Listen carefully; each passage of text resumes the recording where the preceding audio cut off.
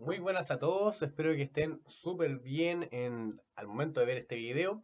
Hace tiempo que no grababa un video en mi canal, llevo casi 3 semanas sin grabar uno, así que el día de hoy quiero presentar, no sé si se va a ver muy bien, porque estoy con una cámara bastante reducida, que es este libro La mente de los justos, del psicólogo estadounidense Jonathan Haidt. De todas maneras, voy a dejar toda la información acerca de este libro en la descripción para quienes puedan buscarlo y ojalá puedan leerlo. Y el día de hoy quiero hablar sobre un capítulo de este libro que es bastante fundamental para entender la política actual y también para autoconocernos y saber bien sobre cómo nos posicionamos en ciertos temas políticos. Espero que también sea de ayuda, ya que este libro de psicología moral no solamente habla de la política en sí, sino que habla de todos los conceptos morales y de por qué pensamos que las cosas son buenas o por qué pensamos que las cosas son malas. Así que, sin más preámbulo, voy a presentar este capítulo de los fundamentos morales de la política según Jonathan Haidt. Este psicólogo señala que hay cinco, al menos 5 o 6 fundamentos donde las culturas, a través de la evolución, las culturas han ido desarrollando como fundamentos morales. El primero es el fundamento de cuidado-daño, es decir, que se va a intentar cuidar a ciertos grupos sociales, ¿cierto? Especialmente a los más niños, las mujeres, los ancianos, etcétera, y se les va, por su parte, se les va a disminuir el menor daño posible. Por tanto, si consideramos que alguien hace un daño a una persona inocente, ¿cierto? Que se busca resguardar, se busca cuidar, evidentemente va a ser una acción moralmente rechazada, va a ser denigrado socialmente por el daño y el prejuicio que genera a un grupo social que se busca proteger. El segundo aspecto moral es el fundamento de equidad y engaño, es decir, cuánto yo puedo dar y cuánto yo puedo recibir. Si yo estoy dando mucho y no obtengo nada a cambio, me voy a sobreexplotar. Pero si yo obtengo mucho y doy poco a cambio, nadie va a querer trabajar conmigo. Por tanto, eso también es un fundamento moral que se ha desarrollado a lo largo de diferentes culturas y finalmente van moldeando toda nuestra psicología moral en el sentido de que vamos a encontrar algo moralmente incorrecto, el tema del engaño, por ejemplo. O cuando también, o en su efecto, cuando también una persona se autoexplota al dar mucho sin que obtenga una reciprocidad a cambio. El tercer fundamento es el fundamento de lealtad y de traición, es decir, de pertenencia al grupo, ¿vale? De pertenencia a tu nación, a tu cultura, a un cierto grupo que tú pertenezcas, como por ejemplo una hinchada, eh, un, una institución, ¿cierto? Es decir, la raigambre. Y en este sentido, quienes tengan menos arraigambre o quienes incluso traicionen el bando en el que pertenecen, también va a ser reprochado y también va a ser considerado como algo inmoral. El cuarto fundamento es el fundamento de autoridad y de subversión, es decir, cuánto respeto se le otorga o cuánta obediencia se le otorga a la autoridad para controlar ciertos aspectos de nuestro día a día. Por su parte, si hay más subversión, la autoridad va a tener menos respeto y menos obediencia. El quinto fundamento es el fundamento de santidad y de degradación, es decir, que hay ciertos aspectos de la vida diaria, incluso obviamente figuras religiosas, pero incluso más allá de eso que no se pueden degradar, que no se pueden profanar, que no se pueden hacer burla, que no se pueden no se pueden mofar, que no se pueden finalmente convertir en algo que sacarlo de su lugar de sagrado finalmente, ¿ya?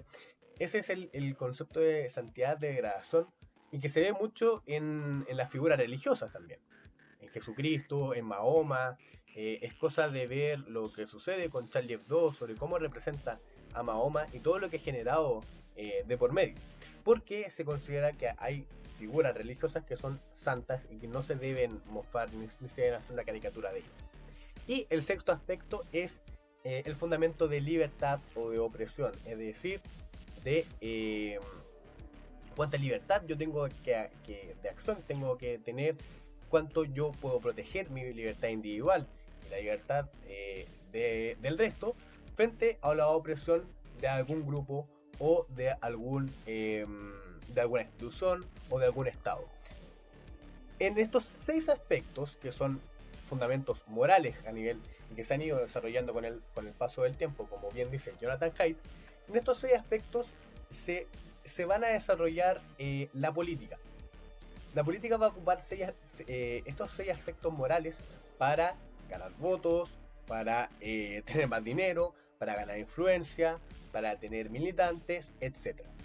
Es decir, la política en general aplica esto en el día a día. Y lo vemos incluso ahora con las campañas presidenciales. ¿Cómo se aplica esto? La teoría del cuidado del daño se aplica hoy en día de una manera bastante evidente, que es, por ejemplo, velar por grupos violentados o las víctimas de distintos sucesos, como por ejemplo la causa palestina, ¿cierto? Eh, Todo el tema que está sucediendo con el conflicto eh, palestino-israelí, las víctimas de femicidio también, que a partir de eso se van a generar una serie de movimientos sociales feministas. También podemos poner las víctimas de violencia policial, como lo que sucedió con George Floyd. Es decir, todas las personas que, porque fueron violentadas o fueron agredidas, van a surgir se podría decir, un movimiento a partir de ello. El segundo aspecto, la equidad del engaño, es el aspecto clave que genera bastante tensión en el mundo actual. Quizás no tanto en comparación al primer aspecto, pero genera bastante tensión en el mundo actual, que es la tensión entre la igualdad versus la proporcionalidad. La derecha, o el conservadurismo, por así decirlo, busca proporcionalidad. Es decir, que cada uno reciba lo que se merece independiente de que hayan resultados desiguales. En cambio, la izquierda busca resultados iguales, eh, por así decirlo, para todos, que sea parejo. El tercer aspecto, la lealtad del traición, lo vemos también en política de una manera bastante evidente, en el sentido de que cada vez más hay políticos apelando a la patria, a la cultura, a la nación, y que se le ha puesto la etiqueta de ultraderecha, eh, o de extrema derecha, ¿cierto?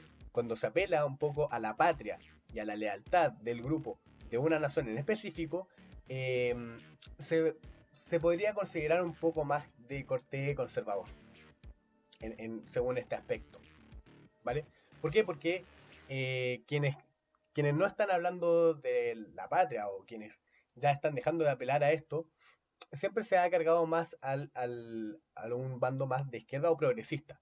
Por tanto, el fundamento de la lealtad de Tyson también genera bastante división, bien digo, por cómo se posiciona cada uno. El cuarto aspecto de autoridad y subversión también lo hemos visto en el último tiempo con el caso del estallido social, por ejemplo, donde se genera una desobediencia hacia el poder establecido, ¿cierto? Hacia el presidente, hacia sus ministros, su gabinete, etcétera. Incluso lo vemos con la institución de carabineros, ¿ya? Algo bastante vilipendiado en el último tiempo y que la gente se ha rebelado en contra, ¿cierto? En toda esta marcha del estallido social, y que cada vez más se genera una desobediencia frente a esta institución. Y algo transversal, o sea, no es algo que está dividido en un rango etario, por ejemplo, sino que es algo transversal, de niños a grandes, de hombres y mujeres por igual, quienes se, se, se subvierten a, este, a estas instituciones o al poder establecido. quinto aspecto de santidad de degradación, quizás no lo vemos tan claro en el mundo actual, que en comparación a los demás fundamentos, que es, pero sí que es cierto que hay ciertos aspectos que no se pueden profanar, que no se pueden denigrar y que no se pueden mofar, ¿vale? En el último tiempo se ha hecho mucha burla con el tema religioso, con el tema de Cristo, por ejemplo. O sea, ha sido representado incluso con orina, con, con cosas bastante denigrantes, que de más para que alguna persona católica que pueda ver esto, lo va a encontrar, pero repugnante y de lo más inmoral, activando ahí su fundamento moral de santidad de degradación. Y la libertad y la opresión también está bastante evidente. ¿Cuánto podemos defender nuestra libertad individual y nuestra libertad de grupo en comparación a la opresión que se puede ejercer? O sea, que no se puede ejercer la libertad individual en una sociedad, nos vamos a sentir oprimidos y vamos a generar un descontento frente a quienes manejan esta opresión. Y estos 6 aspectos no solamente son fundamentos morales que se han, como decía, no son solamente fundamentos morales que se han ido desarrollando con el paso del tiempo, sino que la política ocupa todos estos para generar un discurso, para ganar votantes y para finalmente tener poder político, para así identificarnos de un bando u de otro. Y es que estos fundamentos no solamente son, por así decirlo, explotados por la política, sino que también son valores innatos que se van cultivando con nuestra experiencia vital y también por nuestras costumbres familiares, por todo lo que hemos vivido, etcétera, por una serie de razones que nos hacen posicionar de un bando de otro o de un pensamiento respecto a un tema polémico, ¿vale? Y esto lo voy a ejemplificar con lo siguiente. Si ven este siguiente gráfico, es lo que Jonathan Haidt argumenta sobre cómo piensa una persona que se considera a sí mismo como libertaria, o que incluso puede llamarse progresista, ¿ya? La matriz moral libertaria donde el valor más sagrado es la libertad individual. Y cuando digo libertaria, por favor que no se entienda de esta idea manoseada del libertario como de derecha, ¿cierto? Liberal libertario, ¿vale? Sino que es el pensamiento a partir de lo que se quiere resguardar es la libertad, y la libertad es sagrada y nadie puede estar en contra de la libertad, incluso si es el Estado, ¿vale? Y esto lo vemos aquí en los siguientes fundamentos. Si nos fijamos, las personas que piensan que el valor más sagrado es la libertad individual, puntúan muy alto, obviamente, en el fundamento moral de libertad de opresión, es decir, que van a ser siempre las personas que van a buscar la libertad individual y de su grupo también, ¿vale? También puntúan alto en el fundamento moral de equidad y de engaño. Este fundamento está aplicado en la política cuando se habla del tema de los impuestos, ¿cierto? Sobre si hay que bajar o subir los impuestos. Si se fijan, los liberales tienen una visión contraria a los impuestos porque son injustos, etc. Y ahí vemos un poco cómo entra esta teoría del toma y daca, es decir, de cuánto yo doy y cuánto recibo a cambio. Entonces, tienen estos aspectos bastante altos, pero flaquecen, por ejemplo, en fundamentos morales como la santidad y la degradación, o en el fundamento moral de lealtad, traición, ¿vale? También lo vemos en el mundo actual con debates como el aborto. ¿Vale? Se ha hablado del último tiempo de que el aborto es una elección individual de la mujer, que es parte de la libertad de la mujer de poder abortar. Pero también se ha dicho de cuidar por la vida, de resguardar la vida y de que la vida es sagrada. Por tanto, ahí vemos un poco la tensión entre libertad en contra de la santidad, ¿cierto? Si se fijan. Y es por eso que una persona que tiene una tendencia más liberal va a puntuar muy alto en estos dos aspectos, pero no en todos. Porque hay un choque en contra de otro valor fundamental que es la santidad, ¿cierto? Y la autoridad. Si se fijan, una persona liberal va a tener mucho más tendencia a la, por así decirlo, a la subversión que a la autoridad. Y esto es lo que de esta manera podemos ejemplificar el pensamiento de una persona donde el valor más sagrado es la libertad individual para analizar de qué manera piensa y cómo se posiciona frente a ciertos aspectos políticos. Y si se fijan, una persona contraria a, por así decirlo, a un liberal o a un progresista, sería una persona conservadora, donde el valor más sagrado es preservar las instituciones y tradiciones que sostienen a una comunidad moral, es decir, la familia, el Estado, la patria, la cultura, etc. Si nos fijamos, una persona que busca preservar y nunca mejor dicho, conservar todas estas instituciones, va a puntuar más alto que en comparación, en otros fundamentos morales, que en comparación a una persona con un pensamiento mucho más liberal. Si se fijan, aquí está mucho más desarrollado el pensamiento de cuidado-daño, de lealtad y de traición. ¿Por qué? ¿Por qué de lealtad y de traición? Porque son personas que también buscan resguardar las instituciones del país, resguardar las instituciones culturales, etcétera. Y también el concepto de santidad de degradación que habíamos hablado antes, que es el concepto de resguardar lo sagrado y de no hacer sátira de ciertas figuras o de ciertos aspectos de la sociedad que son que no se pueden burlar y que son totalmente sagrados. Entonces este es la forma eh, en que una persona que resguarda esta institución y que busca conservarla piensa. Hay totalmente una diferencia en el ejemplo anterior, pero de todas maneras ejemplifico esto para que podamos entender cómo se desarrolla nuestro pensamiento político, ¿cierto? Cómo nos posicionamos frente a temas polémicos y más que nada para entender cómo una persona que no piensa como uno puede llegar a sostener afirmaciones que son parte de su pensamiento, ¿cierto?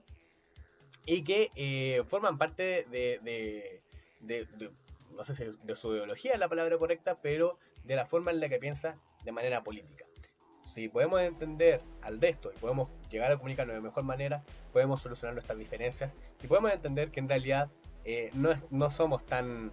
que no tenemos tantas diferencias en realidad. Les recomiendo este libro, La mente de los justos, de Nathan Haidt. Obviamente lo voy a dejar en la descripción con toda la información para quienes quieran buscarlo. Muchas gracias por haber visto este video. Nos vemos en la próxima.